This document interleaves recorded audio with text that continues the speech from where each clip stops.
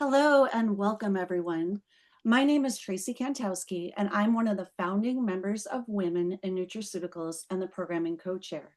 On behalf of the WIN Programming and Mentorship Committees, I'm delighted to welcome you to this WIN webinar series, Leading for a Global World. Speaking of a global world, WIN has members from all over the world. So if you could, please type in the chat where you're joining us from today.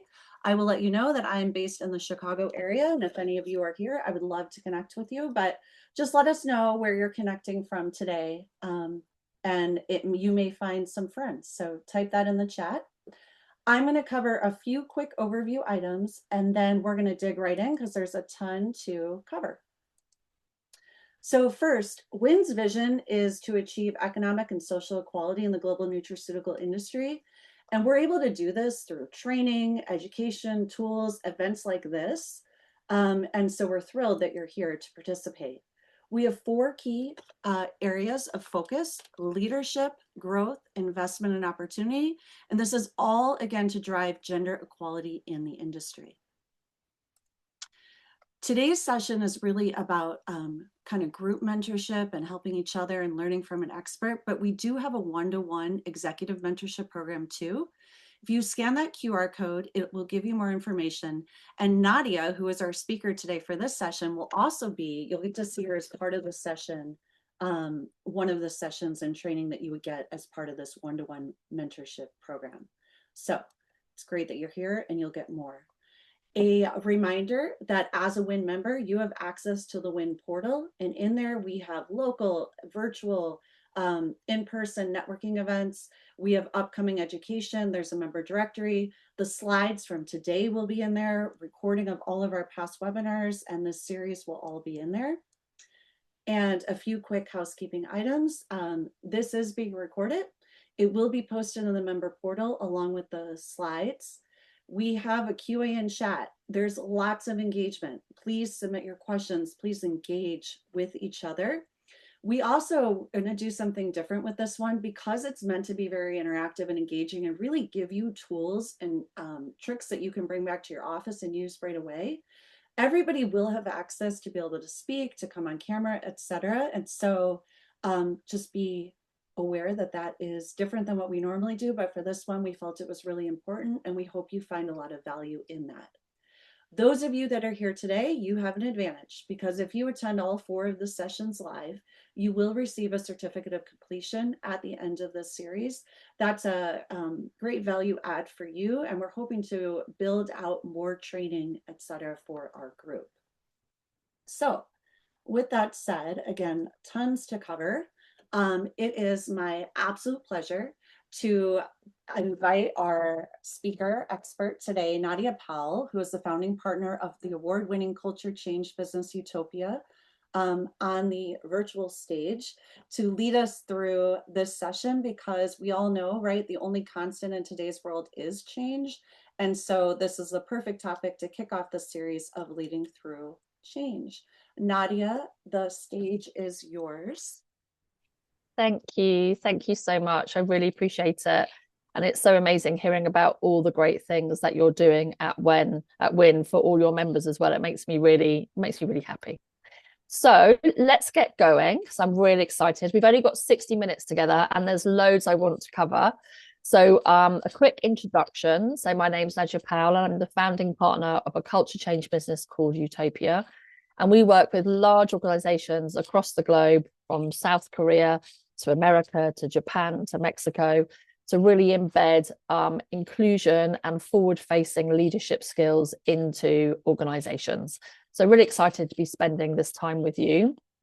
Why are we doing this? Why are we focusing on leading for a global world? Well, the reason why is that we are entering a period of intense change, instability, complexity, and especially in your industry as well. It's not just happening in the FMCG world or the tech world, it's also happening in your world. And I've been spending a little bit of time familiarizing myself with all the change and disruption that's happening within nutraceuticals as well. So we've got technology shifts, we've got people wanting precision nutrition, stuff that's really targeted towards their needs. We've got AI, and AI is everywhere. and data analytics really driving innovation. We've got regulatory shifts, there's increased scrutiny on pretty much every industry, a demand for traceability, so the supply chain and where ingredients are coming from, and increased demand for clinical evidence and efficacy when it comes to products. We also have massive consumer shifts. This is a phrase that Wyn introduced me to. So from lifespan to health span. So we don't just want to live longer, but we want to live well and to live healthily. There's a demand for cleaner ingredients, whether that's for vegan ingredients or kind of the focus on really clean, clean ingredients. And there's also an integration into everyday foods of nutraceuticals where we see certain foods claiming to have really strong health benefits. And there's also massive organizational shifts. We've got 5 generations in the workforce from 2028.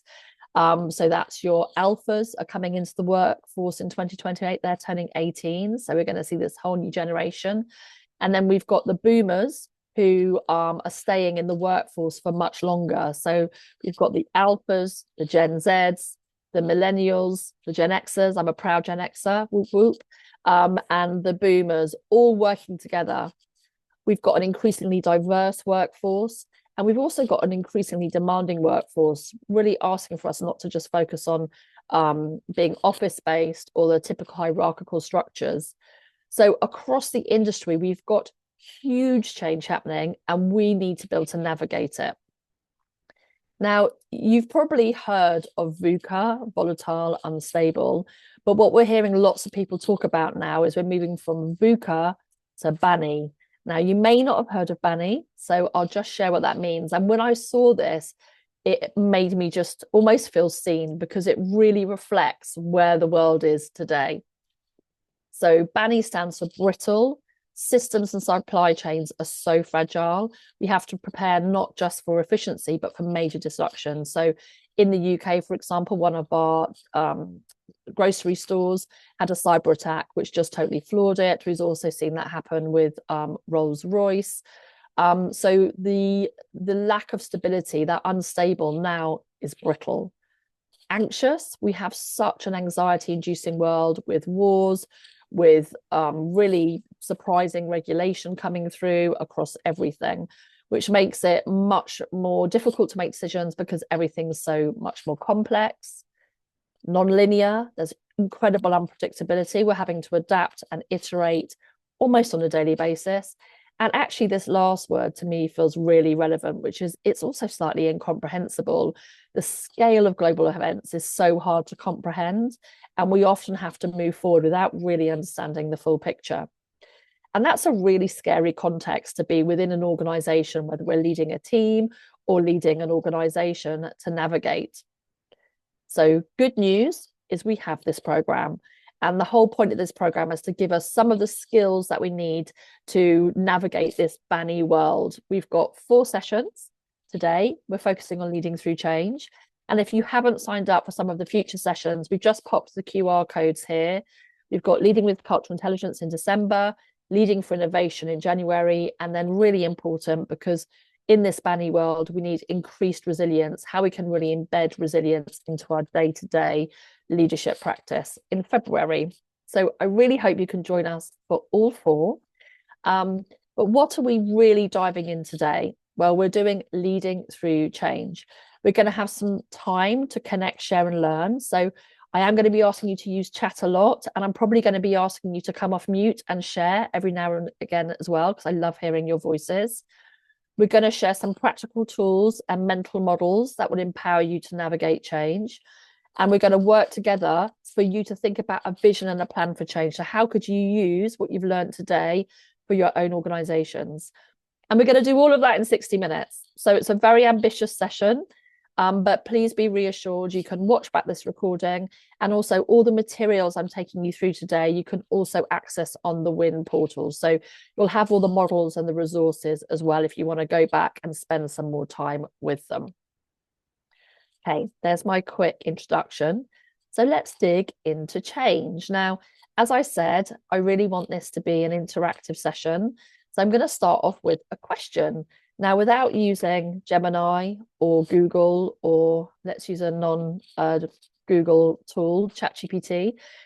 Please pop in chat. How would you define organizational change? What does organizational change mean to you? Anything at all that comes to mind. It doesn't have to be really polished or fancy. Just pop into chat your thoughts on how you would define organizational change. I'm just going to stop sharing so that I can see all your lovely boxes. Yes, and Nadia, to that point, if I could just jump in very briefly, everyone has the ability to talk should they want to. You just kind of raise your hand and type in the chat. But if you, Nadia would love to see your faces. So if you are willing to do that, please type in the chat or raise your hand and I will give you the permission to show yourself because we'd love to see all of you as well. Thanks so much. Thank you. So yeah, if you're able to come on camera, then please do, but please feel no pressure if you've got cats, dogs, children, offices, whatever's going on. But if you do feel comfortable coming onto camera, that's also awesome. So I can see some people are typing some fantastic things already. So just pop in chat. So we've got leadership redefining priorities, and I can see some hands going up, which is even better. So Amy, is your hand up because you would like to share? If so, please come off mute. But if not, don't worry. If you're like, no, I didn't mean to put my hand up at all. That was a total error. Well, she may have wanted to come on camera, which I'm going to give her permission. And Justine, oh, fab. And Justine, fab. Too. So, yep, I'm giving you video access right now. Thank you. I love that. Rebecca's like, I love you all, but I'm just back from the gym, so she's not going to come up. So Stacey, you've put your hand up. Is that because you'd like to say something? Yeah, sure. Brilliant. What do you think organizational change is? I mean, really just adaptability within the company in order to, as roles change, as technology changes, as strategy changes, it's kind of like a bob and weave, right? Like we have to be adaptable, and that is how a team learns and grows together. I love that. I love that. Thank you. I'm just checking, Justine, you had your hand up. Do you want video access or would you like to just share your perspective? Oh, no, it was just to show my face. Oh, brilliant. Okay, just wanted to check. We love seeing you. Yes, we do love seeing you. So I can see here a lot of people have said leadership refining priorities, shifts in leadership, changes to the leadership structure, strategic direction or personnel, changes in management strategy. So it's all about, obviously, the word change, but the changes we're focusing on are people, leadership, strategies seem to be the common theme. And then Stacey, a new word there from you. You've popped in adaptability of the company to learn and grow. Okay, love this. I am going to share a definition and then also the types of change there are, because I think that's a really fascinating part of change. So this is the official definition. There are many official definitions, and it totally reflects what you popped in chat. So round of applause for everybody. It's a change in strategy. Everyone said that. Structure, say people or leadership, processes, or culture in response to internal or external forces.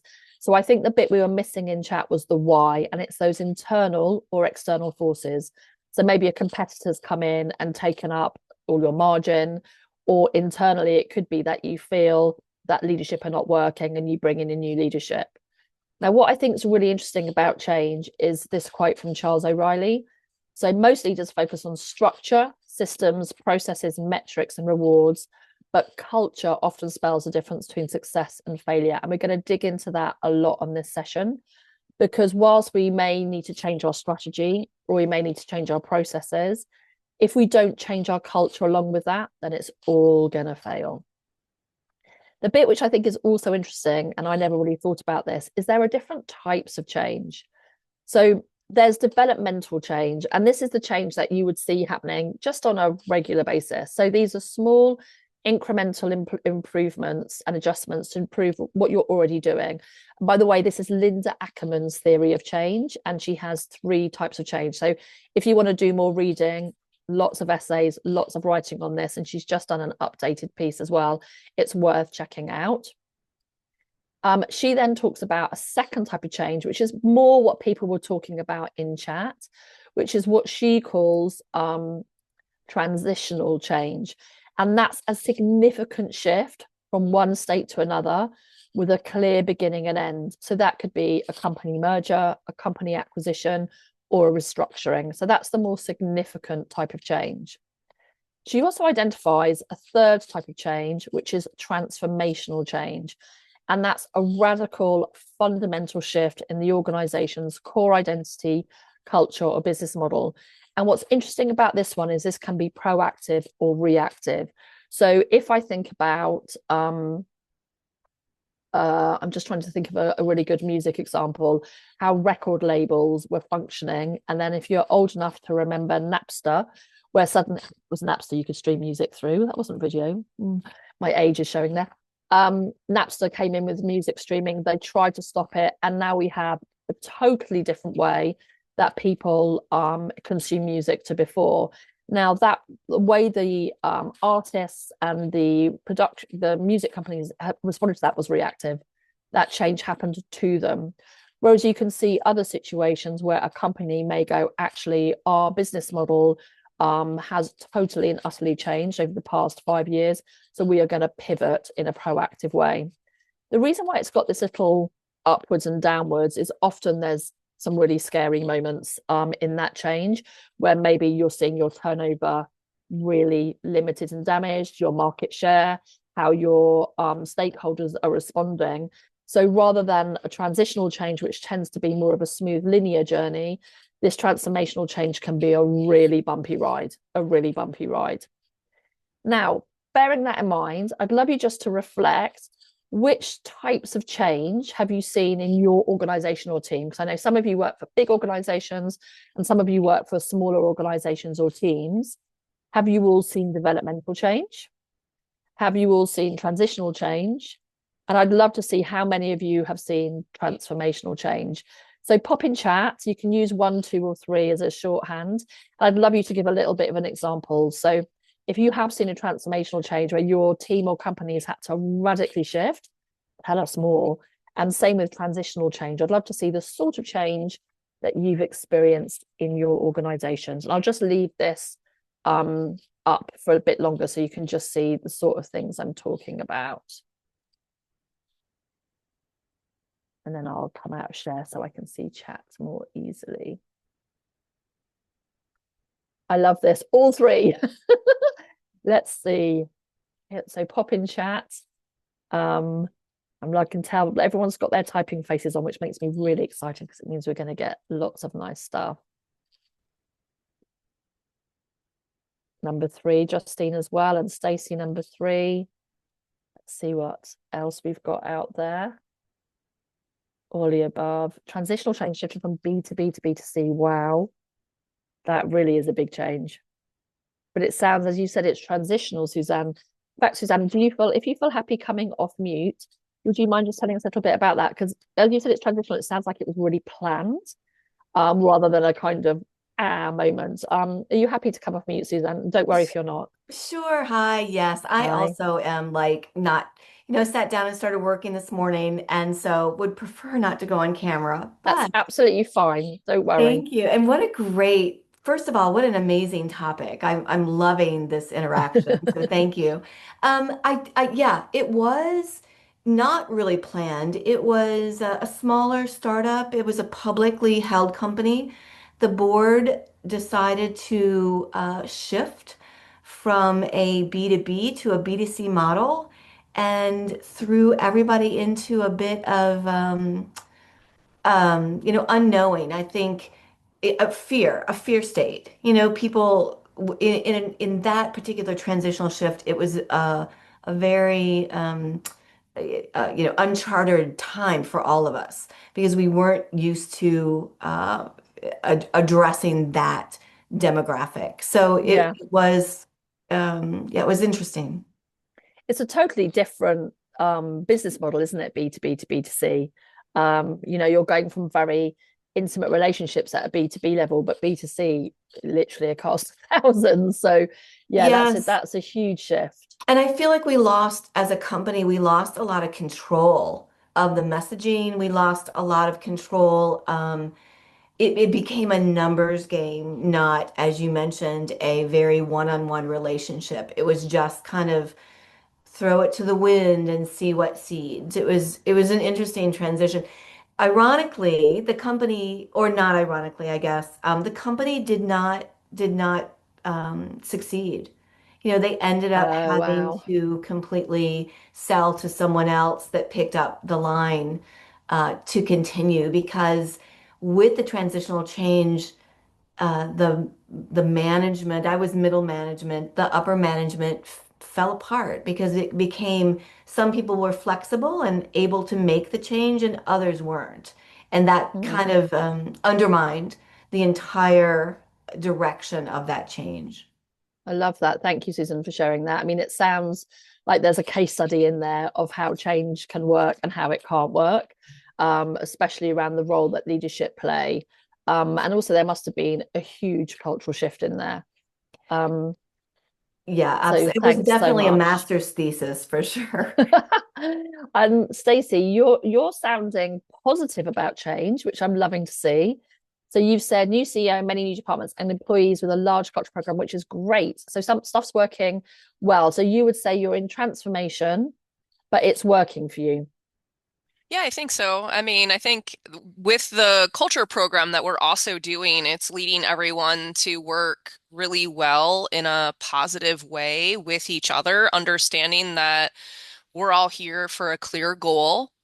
And that's Yeah. very helpful as well, right? So, um, cross-functionally among global to regional, we're all really working together to make it all work and make it a functional growth, so and a positive change. So Love it's a that. lot. It's a lot of change and a lot So all at one time, but yeah, it's positive.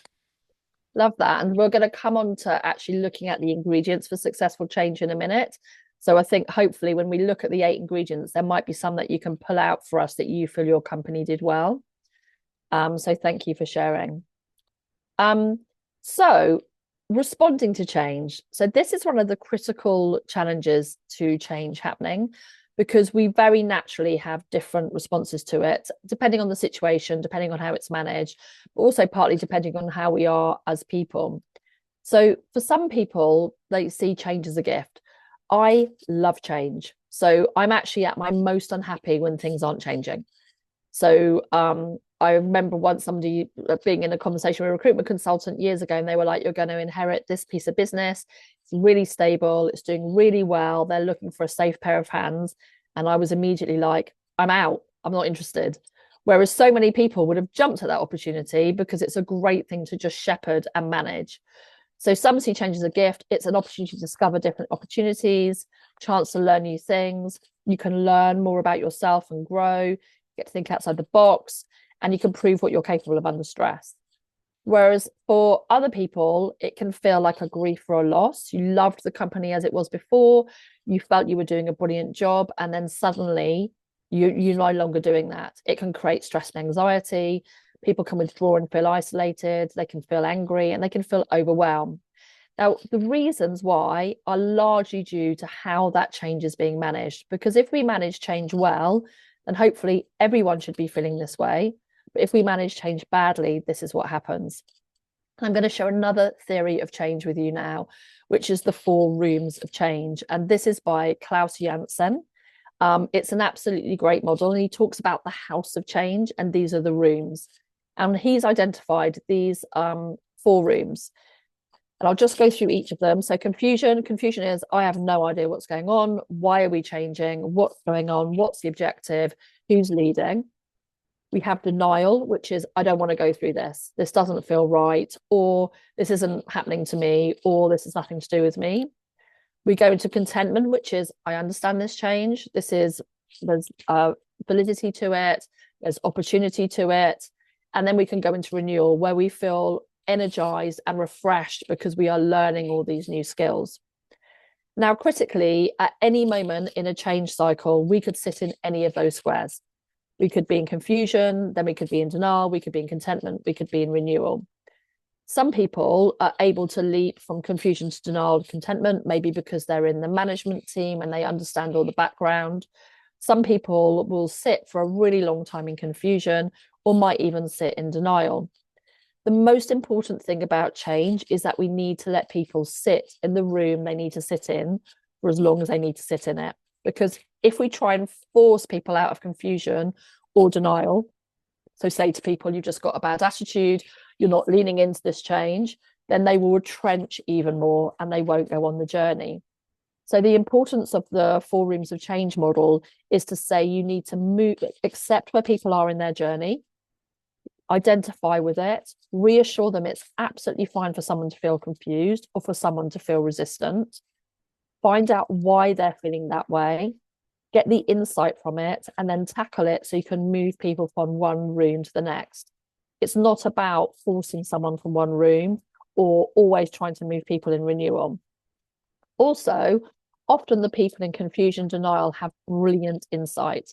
So because I'm someone who loves change and I'll just go boing into contentment, I often don't see the barriers, the obstacles. I'm not planning things properly. I'm not thinking things through properly. For those people who are sitting in confusion denial, they have so much insight. So they could be saying, well, I don't understand what the goal is. So that tells me we've not done enough work on defining the goal. Or they could be saying, well, it's not possible to do this change because that team aren't equipped to do what you're asking them to do. Brilliant insight. So again, I can work out how to equip that team to deliver on it. So these 4 rooms are critically important. Now, obviously, ultimately, you want everyone to start moving into contentment and renewal, but you do that by filling in the gaps and by removing the confusion that people are feeling rather than just trying to enforce the change. So it's I love this model. Now, what I'd love you to share is what room of change have you been in? Just skip to the next. Yeah, what room? And it could be that you've been in all 4. But think about what's the one that you typically find yourself in. So my colleague Susie, we often do training on change. She's a confusion. She'll sit in confusion and be like, I don't understand. I don't like this. And then she'll go into denial. And then if she's listened to and things move in a really clear and culturally cognizant way, she'll move into contentment. But she'll move into contentment having really ensured everything's done properly. I'll leap into contentment, but not see what's really going on. So there's no correct room. If you're someone who sits in confusion and denial, please do not feel like you can't share that. That's absolutely fine. But what rooms have you found yourself in? And how did you navigate yourself into a different room? So I'll just pop the rooms back up so you can see them. And if you could just pop in chat, you can say all 4. You can say, I generally am in confusion, but because of this, I can move into contentment. You could say I'm always in contentment, or you could say I'm in denial sometimes, and then I go into confusion, and then I go into denial. Whatever is your journey. So if you could pop that in chat, that would be great. And I'll just take a look at what is being written. Let me just stop sharing. There we go, and I can see. Thank you, Elspeth. So confusion, yes, like I said, that's exactly my colleague. She will always start in confusion. But I found when I've tried to navigate change with her, if I listen to what she's saying, again, she gives me so much insight into what's not working. So I find those people in confusion denial so powerful for moving the change forward well. I love this. We've got lots of people who sit in confusion. I'm really enjoying looking at this. So Gina, you're another change lover. You're just like, yay, change, bring it on. I think, yeah. And then I start doing the change, and then I go, oh no, I've not thought about all the things I should have thought about. So hence why the denial and confusion is so important. Tracy, usually contentment, sometimes confusion. Rebecca, I love that. Rebecca, would you feel comfortable coming off chat just to share how you go from contentment to confusion and back again? Don't worry if you don't, because I know some people don't like sharing off of mute. But yeah, Rebecca, actually, is Rebecca still here? Oh, yes, you are, Rebecca, you are still here. Oh, your mic's not plugged in. Don't worry, that's absolutely fine. Totally understand. So then I am going to go instead to, hang on. Actually, Tracy, I'm going to come to you because you also have done the mixture between contentment and confusion. Would be you happy to share on that? Because I quite like that little juxtaposition. Yeah, usually I do try to embrace change because I've learned to understand that it really is the only constant, as I said at the beginning. But I think sometimes when it's a change that perhaps I don't agree with right away, like if it's a change and I'm like, yeah, that's a great change, let's go all in, I'm all in. But if it's a change that I'm not sure about or I don't agree with, then I have the confusion. Why are we doing this? And I need more information. And so I always deal better with change. The more information, the better. So I always tell people, I'm like, you're never overloading with me with information. Give it all to me and I'll get rid of what I don't need. But I'd rather have it and not need it than not have it and need it to help move. Yeah, I love that. And I think it relates back to the question, which, hang on, somebody asked, how do you move people? Yeah, Justine asked, how do you move people who are staying in denial for a really long time? There are some people who are never going to go on the journey with you. And I think you have to almost, as part of the change, time box it and say, okay, we're going to have a month where people can just get out all their concerns, and we'll do town halls where people can ask questions, team meetings where people can ask questions. Often with denial and confusion, it's because people don't have the information that they need, which is exactly what you just said there, Tracy. If you have the information you need, you can go on the change journey. Some people are happy to move forward with less information. Like I'm very happy to move forward with strategic level information. Like I said, I sometimes then fail when it comes to delivery. And some people really need to understand exactly how the change is going to work in order to move forward. So for me, you time box a period where you go, okay, we've announced the change, and we'll go on to the 8 steps of kind of announcing change in a minute. And then hopefully people can go on that journey with you. And after a certain amount of time, if people are still sitting in that denial, you are going to have to start moving. But you've done a really good job of trying to bring them on the journey with you. So thank you for asking that questions, because oh yes, if you're in chat, do make sure that you're clicking on the box which says everyone, not just hosts and panelists. So if you're writing anything in chat, just make sure you've clicked the little blue box to choose everyone. I'm sorry if you've been writing stuff and I haven't seen it. So yeah, that's a really good important point. Thank you, Rebecca. Okay, so the way I approach those rooms of change is I just use that as understanding what people are feeling in order to help navigate them through. So let's keep going. We're doing okay for time so far, which is fab. So I think the key thing is if we don't manage change well, it has a huge negative impact on people. So if we try and force them out their room, if we're not communicating well, then this is the impact. People are going to leave. Their contribution to the business is going to decrease. Their trust in the business decreases. Discretionary effort decreases. Sustainable performance decreases. Everything decreases. So managing change well is absolutely critical. But also we just have to bear in mind that that moment when we're trying to drive the change can also be a huge source of energy. So though change can be really depleting for some people, especially if it's managed badly, it's a huge source of energy. And I love this analogy between the vision and the current reality, and this kind of rubber band image, because that stretching of the band to try and get from where we are now to the vision is a huge source of energy. And if there was no gap, there'd be no need for any action. So there is a creative tension in change. So as well as it being it can be very challenging for people, it can also be really motivating for people if we can just get it right. So how do we get it right? Well, there are loads of theories of how we can manage change.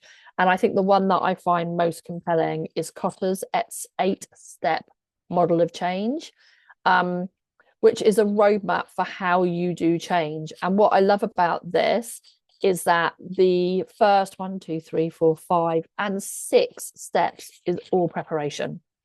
And I think that's where most organizations or teams go wrong, is that they jump to sustain acceleration.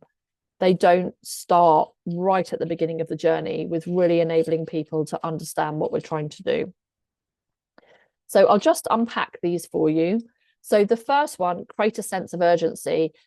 For me, this is the one that is so often missed and is the cause of the confusion and the denial because it's missed. So if you're leading a company or leading a team, you often have additional insight, which means you know why something needs to change, and you've probably known it for some time. So you might have been absorbing market data, you might have been absorbing internal performance data, and you'll see that something fundamental is not working. And you've got to the point where you've realized this isn't just a blip, it's a trend, and you need to respond to it. And so you'll start to implement the change. However, if you don't take people on that journey of understanding why this change needs to happen and create a sense of urgency for that change, they will go into confusion and denial. So create a sense of urgency is really telling the story that we have a great company. However, due to internal or external forces, that company needs to change, either developmentally or right over to the real transformation. These are the reasons why, and these are the benefits of doing it. So you create that sense of urgency. You create a sense that we need to make this change and we need to make this now. Otherwise, we're going to lose revenue, lose market share, lose NPD, R&D, whatever it might be. So that first step, create a sense of urgency, for me is the one that's missed out and is absolutely critical. And you can apply this on a really small scale. You could have a team of 8 people and you're working on a product and you're realizing that either a competitor's still in the march or that the demand for that product has declined. So again, you might decide you need to stop working on this product, and communicating the whole backstory and the why and creating that sense of urgency with your team rather than just simply going into the change state will mean they'll go on that journey with you. The next one is build a guiding coalition.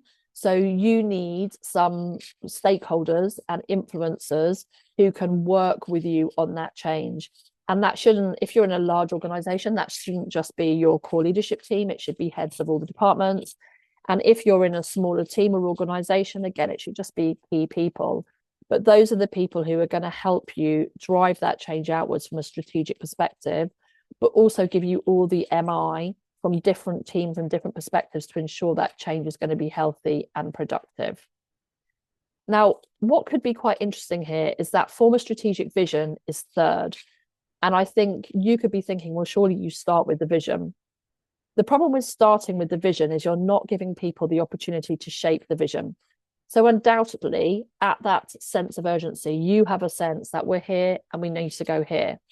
But that vision might still be a little bit too holistic. It hasn't got the detail in it. It hasn't got anything baked in. By building that guiding coalition, you can co-create that vision together so that, again, everyone feels like they're part of that change, they're on board with the change and they're shaping the change. So starting off with a very fixed vision, this is how we're going to do it, and then cascading it out will mean that people just go into confusion and denial immediately. The fourth stage is a list a volunteer army. Now, this again will depend on how big your organization is. If you're a smaller organization, then that guiding coalition might be enough. If you're an organization of 100+ people, then you probably will need a volunteer army. And that's people who you bring on board and you give them some extra training and space to really help explain why the change is happening, maybe coordinate some of the key things that need to be coordinated, to spread the word and to create a real sense of momentum and scale behind it. With the volunteer army, the vision, the guiding coalition, you're going to start to uncover the barriers to this change. So as I said, those people in confusion, denial are such a fantastic source of insight. And by listening to them and hearing them, you're going to move them out of confusion and denial, hopefully. Not everyone, but hopefully everyone. So now you understand all the barriers, you start to remove them. So a barrier could be capacity in a team. It could be people, the structure being incorrect in certain areas. It could be a lack of insight. You might want to launch a new product and actually realize you don't have the right MI in order to do that, marketing information to do that. So now you start tackling the barriers that are going to stop you from being able to implement the change. In an ideal world, you then do some short-term wins, some smaller projects, you're trialing, you're piloting. You may be wanting to go into a new market. So you would start off with a pilot test within that new market. You then go into sustaining it. So you're going from these short-term wins to the larger scale change. So you're sustaining the acceleration. And then you start to institute the change, which is you start to change processes, policies, team structures, and you start to really embed that change. You're turning your organization from the vision into the reality through governance and structure. Now, I've just spoken a lot, so if anyone has any questions on those 8 steps, let me know. So pop in chat or just come off mute if you have any questions on those 8 steps. And if you don't worry, it's all good. I just want to give you a chance to share if you have any questions. Give me a chance to have a quick drink as well.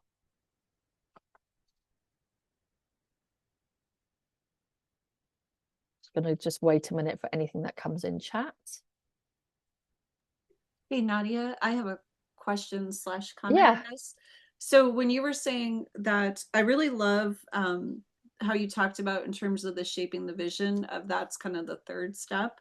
And so I'm wondering, I just want to confirm that that could be a way to bring people that might be in confusion out of confusion if they're helping build that vision together, right? Because then they're aligned to the vision. And so that could be a way to move people into if you've got contentment. key players like, you know, in management or leadership who are really resisting, 100%, that's a great opportunity to say to them, okay, well, how would you deliver on this?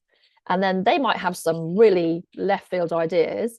And I often find with the people who have the left field ideas, the actual idea might not be right, but the thinking behind it and the insight it's revealing could be really powerful. So 100%, that's when you can really bring it in.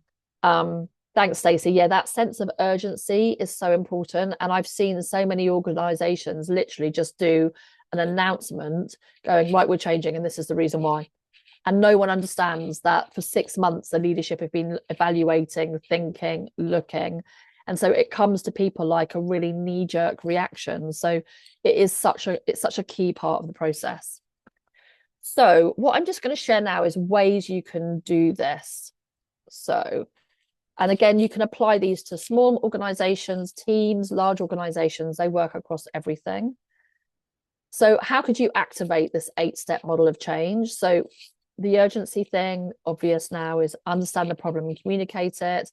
I really like the idea of see, feel, change tours. So this is where, again, if you had a company of maybe like 50 people and above, you could just go around and ask people, what are they seeing? What are they feeling? And what would they change? So it really helps them understand that there's a competitor breakthrough or a market decline. And it just gives people to go, I'm confused, I am in denial. And you're letting them sit in that room for a little while. As we said, that's so key. Coalition is obviously identify and recruit credible, influential leaders. Ideally, they're not just all white, straight, cis men. You've got a mixture of people coming in there. So you've got different cultural perspectives. We'll talk in the next session about cultural intelligence and look at Erin Meyer's culture map. So we'll look at how important that is. And again, depending on the size of the organization, the resources, you might want to kick off a retreat where you're bringing together this group of people. And again, giving them time to just feel the change, understand the change, and to develop a shared understanding of the urgency and how to work as a powerful team. Vision, you can have a vision workshop to develop that really clear North Star. Again, you can do that with your coalition and identify 3 to 5 really high-level strategic initiatives together. Build momentum. So this is all around building that kind of coalition of people, hold town halls or road shows where leaders in the guiding coalition can feedback on the vision and build momentum. You've got removing the obstacles, so barrier audits, asking people. You can do this through obviously brilliantly with technology. You can have Google Docs, you can have different bits of software where people can just share all the things they think are going to stop the change from being successful. You can batch it up so it's really clear what they're feeding back on. Then you look for your quick win projects. Then you use the credibility from the short-term wins. So this was a success, so let's be more ambitious. And then you start to evaluate the systems and processes to ensure that everything can go forward. Just some ways you can activate it. So now what I'd love your thoughts on, what steps have you seen done well or not well in your organizational team and why? So have you seen any of these steps done brilliantly? I'd love to hear from you, pop in chat. Or have you seen any of these steps done really badly, a total change fail? And why do you think that happened? I'd love that we can all learn from either successes or mistakes of the past. And I'll just stop sharing. So I can have a look at what you're just popping in. Actually, I'll pop up the 8 steps, sorry, because that's probably a bit easier.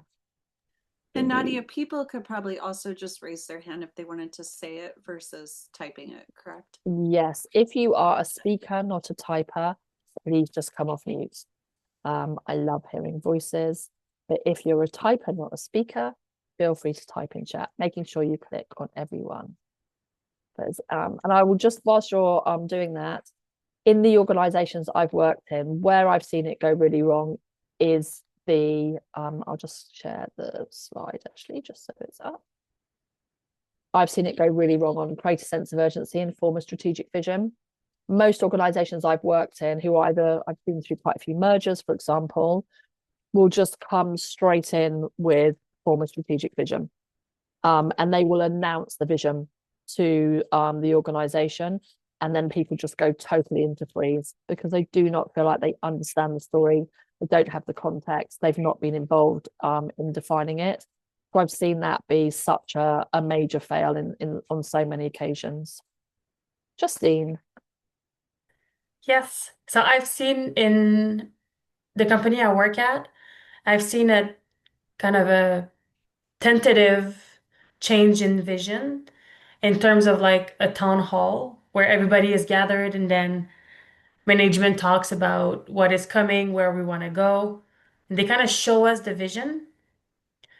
But I feel like sometimes when it's just showing, it's difficult for people in their day-to-day to envision how to make that change.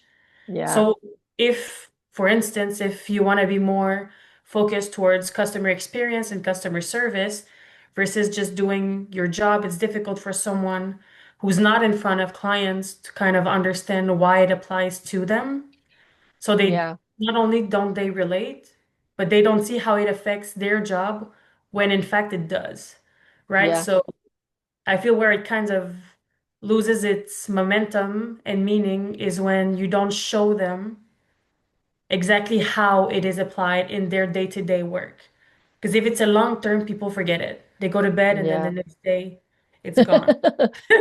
And that's why I really like the see, feel, change meetings, because I think that's such an important point. You make this big, grand statement, you talk about this whole new strategy, and then customer service are going, well, what does that mean for us? Whereas actually, if you had a hour workshop where some leaders met with the customer service team and talked about what it meant from their perspective, but also let them share their ideas for how it could be actioned, I think that's really, really interesting. Thank you, Justine, for sharing that. The listening volunteers one's really interesting. So where I've seen that done well is, let's take a bank in the UK called Barclays. So they've got like 130, 140,000 employees, which in the UK is a very big company. Obviously in America, you go even bigger. And they launched a whole new brand strategy. So new values, new positioning, new mission, new vision, new strategy. And they enlisted values ambassadors. So those ambassadors would hold meetings in their various offices, because they had 5, 6, 7 offices around the UK, and share with everybody what the new values were and explore with them how they could live them every day. I think that's an absolutely fantastic use of volunteers, because it's much better hearing from your peers what this new strategy and vision means for you than hearing from leadership, where it can feel quite clinical.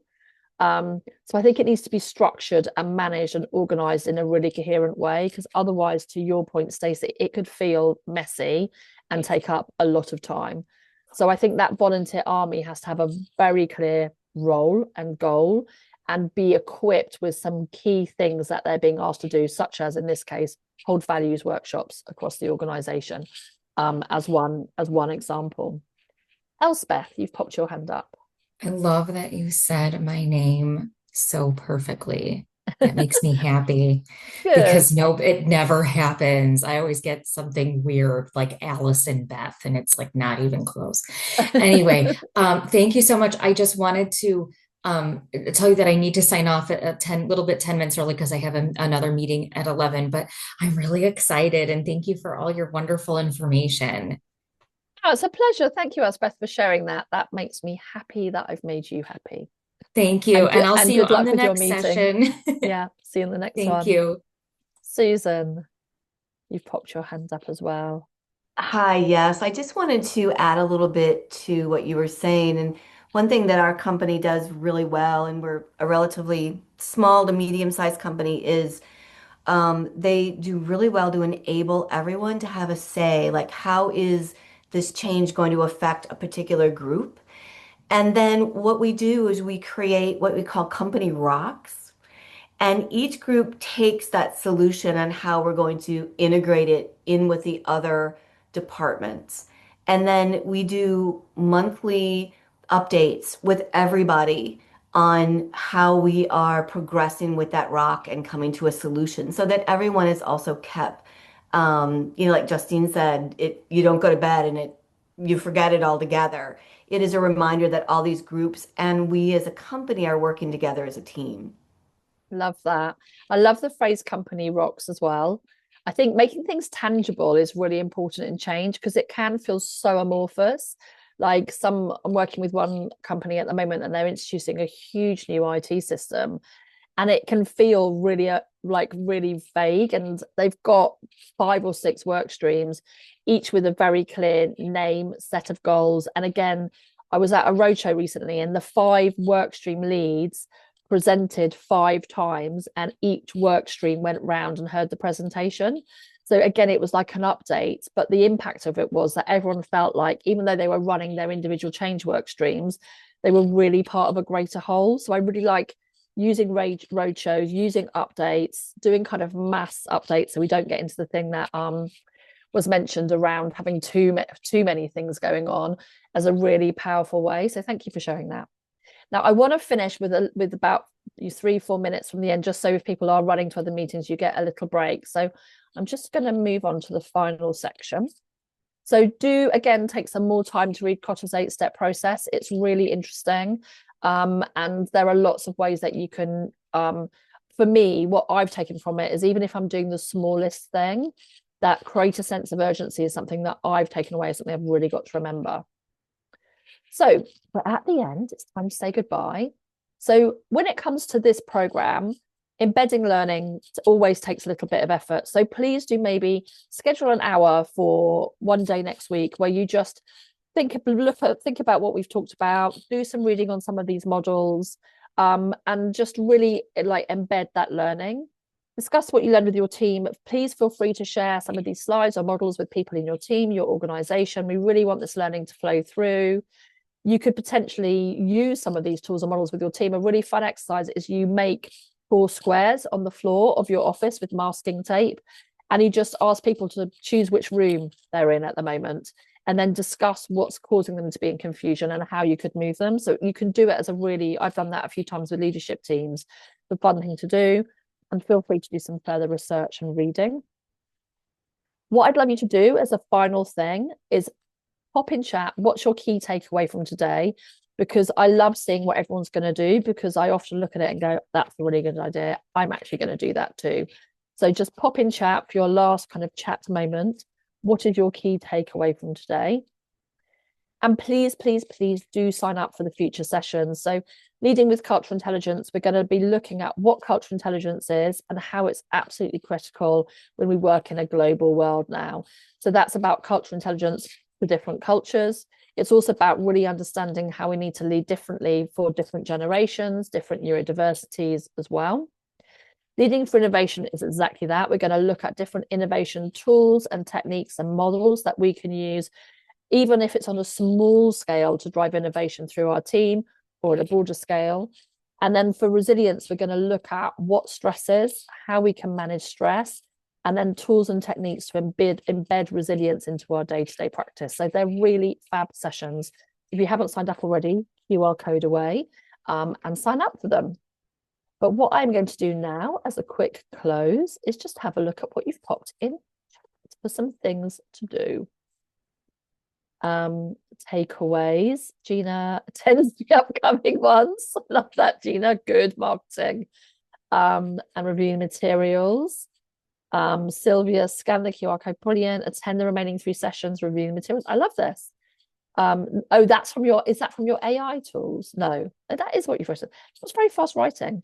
Communication is key, 100% Amy. That is where change goes so wrong. Justine, not to force people into change. You've got to give them the time and space to find their own way. And then, like I said, sometimes you have to accept that some people aren't going to move with you. How different people handle change. Yes, some people, everyone's very different. When I was younger, I hated change, like, because it was so new to me. I just didn't understand what was going on. And now I'm older, I'm just like, nah, it's going to happen, Nad. You're just going to have to go with it. Love that. Clear communication. Don't assume everyone's on the same page. So key. I love this. Some really lovely things on here. Can we download the chat, Tracy, and also share that as part of the pack that we put into? Brilliant. So keep popping. If you haven't popped one in, pop it in, because we'll download this chat and share it in the Win Forum. But I want to just finish there, because I think, Tracy, you're going to say a few final words, and then I want to give you some time just to get to your next meetings. But it's been an absolute privilege to be with you for these 55 minutes, and I look forward to seeing you in about 3 weeks. Yeah, so just super quickly, Nadia, thank you so much. This was absolutely incredible. I hope everyone found at least one takeaway from today. My mind is spinning with all the ways that I can talk about this with my own team. And also for those of you that are volunteer leads with WIN, I think these are tools that you can use in your volunteer and your company roles. So as a reminder, Nadia shared this, but we're sharing it again just because we want to drive home. Please try to attend, sign up for these sessions, share with your colleagues. In terms of process, we will be adding the slides to the member portal and the recording, hopefully today. If not, it'll be tomorrow at the latest. And we're also looking at ways to maybe create some engagement for the people participating in these modules with each other in between when they're happening. So watch for maybe like a LinkedIn chat room or some other tool that we might be able to use to help engage, because I think there's so much discussion that can happen. And as Nadia said, there's a ton to pack in 60 minutes. So we tried to do the best we could, but we hope to see all of you on December 10th. And thank you for being here today. And Nadia, thank you to you so much for being here. It's a pleasure. That was such a fun topic, and I'm so excited to explore cultural intelligence next time. Awesome. Thanks, everyone. Have a great day. Bye-bye.